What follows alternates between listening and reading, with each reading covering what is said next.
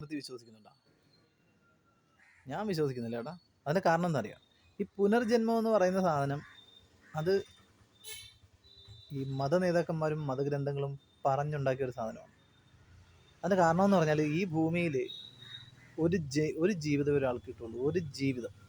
ആ ജീവിതം എങ്ങനെ ജീവിച്ചു തീർക്കണം എന്നുള്ളത് അദ്ദേഹത്തിന്റെ മാത്രം അവകാശമാണ്. പക്ഷെ ഒരു കാര്യം എന്ന് പറഞ്ഞാൽ ആ ജീവിതം കൊണ്ട് യാതൊരു വിധത്തിലുള്ള ഉപദ്രവവും മറ്റുള്ളവർക്ക് ഉണ്ടാകാൻ പാടില്ല എന്നുള്ളതാണ് അതിനകത്തൊരു കാര്യം. അല്ലാതെ നമ്മൾ ഈ പറയുന്ന പോലെ ഇനിയൊരു ജന്മം ഉണ്ടെന്നും ആ ജന്മം സന്തോഷിക്കാമെന്നും അല്ലെങ്കിൽ ഇനി നമ്മൾ മരിച്ചു കഴിഞ്ഞിട്ട് സ്വർഗത്തിൽ പോകുമെന്നും അവിടെ കുറേ ഈ പറയുന്ന പോലെ പാലും തേനും ഒഴുകുന്ന പുഴയുണ്ടെന്നൊക്കെ പറഞ്ഞ് നമ്മൾ അതൊക്കെ വെറുതെയാണ്. ഒറ്റ ജന്മമേ ഉള്ളൂ. ഒരേ ഒരു ജീവിതം, ഒരു ജന്മം.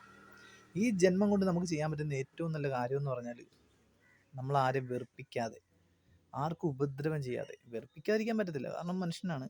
നമ്മൾ നല്ലതെന്ന് ഉദ്ദേശിച്ച് ചെയ്യുന്നതും ചിലപ്പോൾ മറ്റുള്ളവർക്ക് വെറുപ്പ് സമ്പാദിച്ചെന്ന് വരാം. അതുകൊണ്ട് വെറുപ്പിക്കാതെ ജീവിക്കാൻ പറ്റും എന്നുള്ളത് അതൊരിക്കലും നടപടിയാകുന്ന കാര്യമല്ല.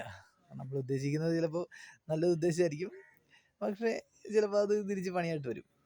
ആളുകളുടെ വെറുപ്പും ഇപ്പം കണ്ടില്ലേ ഒരാൾ, ഞാൻ പറയുന്നില്ല അത് പോട്ടെ. എന്തായാലും പിന്നെ ഈ പറയുന്ന പോലെ നമ്മളുടെ ജീവിതത്തിൽ നമ്മൾക്ക് കിട്ടുന്ന ഈ ജീവിതം വളരെ മനോഹരമായിട്ട് ജീവിച്ചു തീർക്കുക എന്നുള്ളതാണ്. ഒരാൾക്കും ഒരു ഉപദ്രവം ചെയ്യാതെ, നമ്മൾ മനസ്സുകൊണ്ട് അറിഞ്ഞ് ഒരു ഉപദ്രവം ചെയ്യാതെ. നമ്മൾക്ക് കിട്ടുന്ന സമ്പാദ്യം എത്രത്തോളം ഉണ്ടെന്ന് കരുതിയല്ല നമ്മളുടെ ജീവിതത്തിൻ്റെ നിലവാരം ഉയർത്തുന്നതും അത് തീരുമാനിക്കുന്നതും നമ്മളുടെ ജീവിത ശൈലിയാണ്.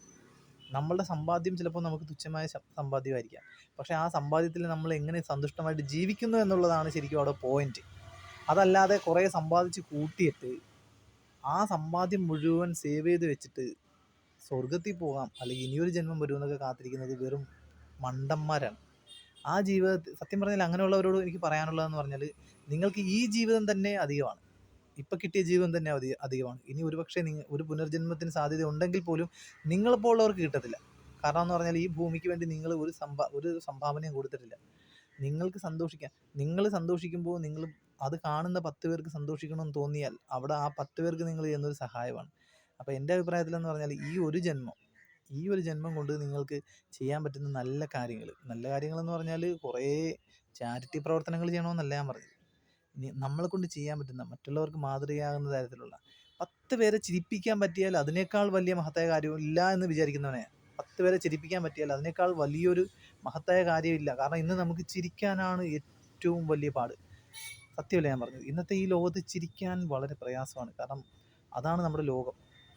അപ്പം അങ്ങനൊരു കാലഘട്ടത്തിൽ 10 പേരെ ചിരിപ്പിക്കാൻ പറ്റിയാൽ തന്നെ അത് ഏറ്റവും വലിയ മഹത്തായ കാര്യമാണ്. നമ്മൾ കൂടുതൽ സമ്പാദ്യമൊന്നും നമുക്ക് വേണ്ട. നമ്മൾ ചിരിച്ച് കളിച്ച് സന്തോഷിച്ച് നമ്മുടെ ഈ ജീവിതം മനോഹരമായിട്ട് കൊണ്ടുപോയാൽ അത് തന്നെയാണ് ഏറ്റവും വലിയ കാര്യം. ഒരു ജന്മമേ ഉള്ളൂ, മറക്കണ്ട. ഇനിയൊരു പുനർജന്മമില്ല. സ്വർഗവും നരകവും ഭൂമിയിൽ തന്നെയാണ്. അതോർത്ത് ജീവിച്ചാൽ നമുക്ക് എല്ലാവർക്കും നല്ലത്.